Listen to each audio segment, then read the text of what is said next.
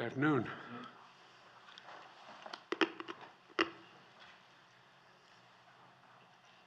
Ready, get set, go?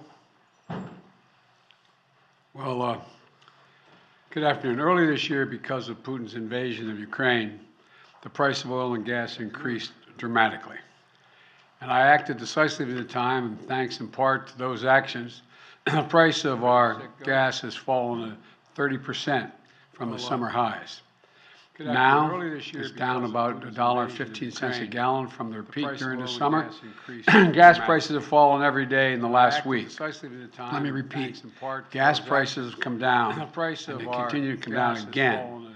They're now down more than 27 cents a gallon in Wisconsin this past week, 27 cents in Oregon, 16 cents in Ohio, 25 cents in Nevada, 17 cents in Indiana, in just the last 10 days.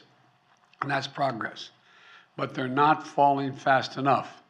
Families are hurting. You've heard me say it before, but I get it. I come from a family, if the price of gasoline went up at the gas station, we felt it. Gas prices hit almost every family in this country, and they squeeze their family budgets. When the price of gas goes up, other expenses get cut.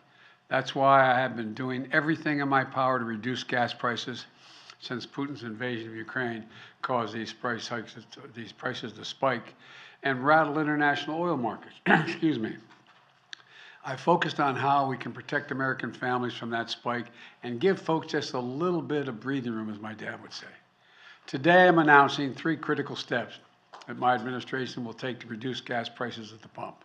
First, the Department of Energy will release another 15 million barrels from the Strategic Petroleum Reserve, extending our previously announced release through the month of December. Independent analysts have confirmed that drawdowns from the reserve so far have played a big role in bringing down oil prices, bringing them down. So we're going to continue to responsibly use that national asset. Right now, the Strategic Petroleum Reserve is more than half full, with about 400 million barrels of oil. That's more than enough for any emergency drawdown. With my announcement today, we're going to continue to stabilize markets and decrease the prices at a time when the actions of other countries have caused such volatility. And I've told my team behind me here to be prepared to look for further releases in the months ahead if needed. We're calling it a ready and release plan. This allows us to move quickly to prevent oil price spikes and respond to international events. Secondly, we need to responsibly increase American oil production without delaying or deferring our transition to clean energy. Let's debunk some myths here. My administration has not stopped or slowed U.S. oil production. Quite the opposite. We're producing 12 million barrels of oil per day. And by the end of this year, we will be producing 1 million barrels a day, more than the day in which I took office. In fact, we're on track for record oil production in 2023. And today, the United States is the largest producer of oil and petroleum products in the world. We export more than we import, and I've heard from oil companies that they're worried that investing in additional oil production today will in case demand goes down in the future, and they're not going to be able to sell their oil products at a competitive price later. Well, we have a solution for that. Today, I'm announcing a plan to refill the Strategic Petroleum Oil Reserve in the years ahead at a profit for taxpayers. The United States government is going to purchase oil to refill the Strategic Petroleum Reserve when prices fall to $70 a barrel. That means oil companies can invest to ramp up production now with confidence they'll be able to sell their oil to us at that price in the future, $70. Refining and refilling the reserve at $70 a barrel is a good price for companies, and it's a good price for the taxpayers, and it's critical to our national security. To put it in context, since March, the average price of oil has been more than $90 a barrel, the highest since 2014. By selling from the Strategic Petroleum Reserve at the higher price of $90 earlier this year and then refilling it in the future at a lower price around $70 will actually make money for the taxpayers, lower the price of gas, and help bolster production, all while totally consistent with my commitment to accelerate the transition to clean energy. So my message to oil companies is this: you're sitting on record profits, and we're giving you more certainty, so you can act now to increase oil production now. The third thing I'm doing is I'm calling on oil companies to pass the savings on to consumers. Consider this: in the second quarter of this year, profits at 6 of the largest producers, publicly traded oil companies, were more than $70 billion. That's $70 billion in just one quarter, 90 days, $70 billion. So far, American oil companies are using that windfall, the windfall of profits, to buy back their own stock, passing that money on to their shareholders, not to consumers.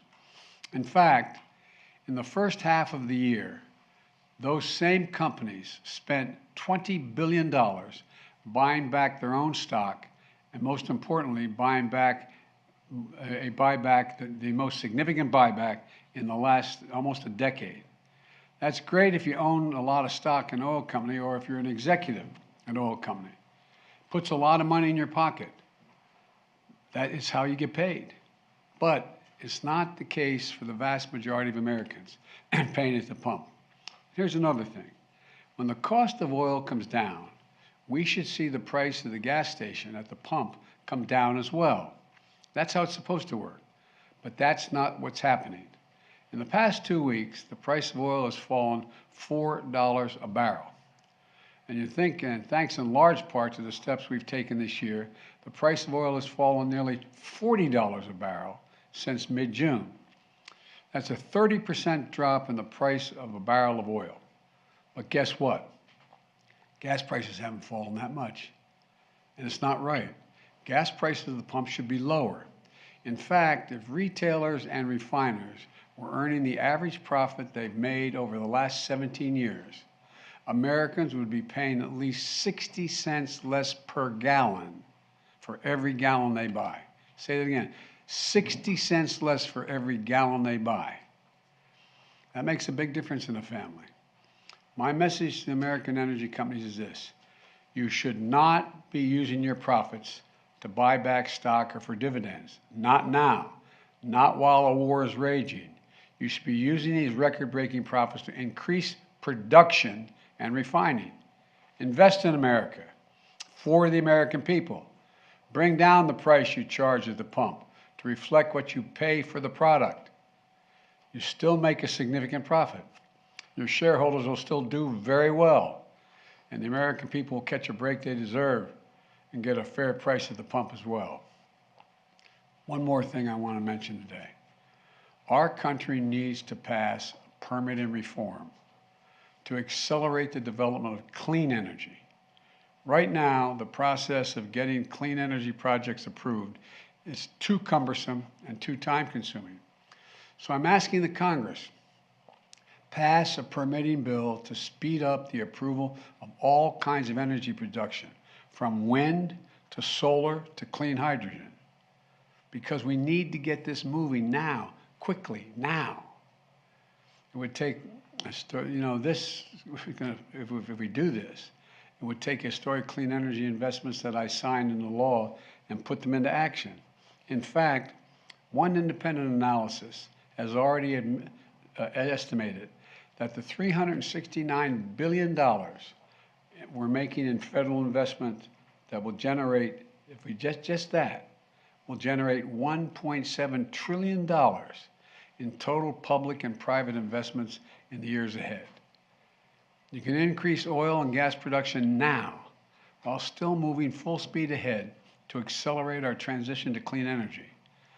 That way we can lower energy costs for American families, enhance our national security at a very difficult moment.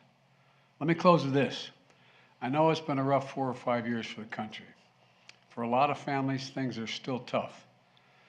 The choices made by other countries are affecting the price of gas here at home. That's why I've been acting so aggressively.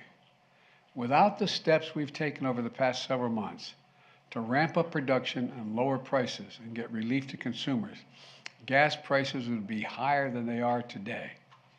And we'll keep doing everything we can to keep it going, to ensure that our energy independence and security is available, and to lower gas prices here at home, and to give folks a little bit of breathing room.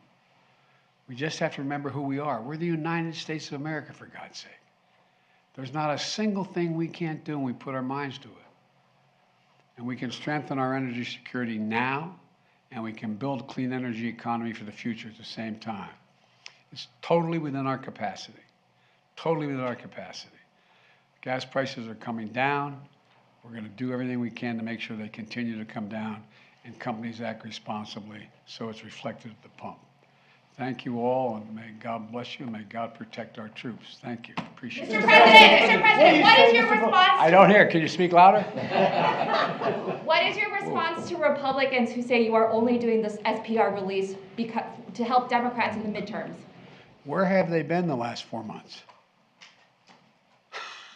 That's my response. Is it politically motivated, sir? This No, move it's not. 3 weeks before the midterms? Look, it makes sense. I've been doing this for how long now? It's not politically motivated at all. It's motivated to make sure that I continue to push on what I've been pushing on.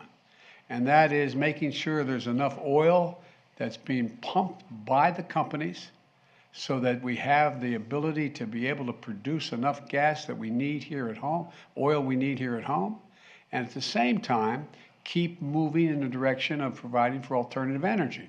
That's what I've been doing. Now, the problem is these guys are asleep. I don't know where they've been.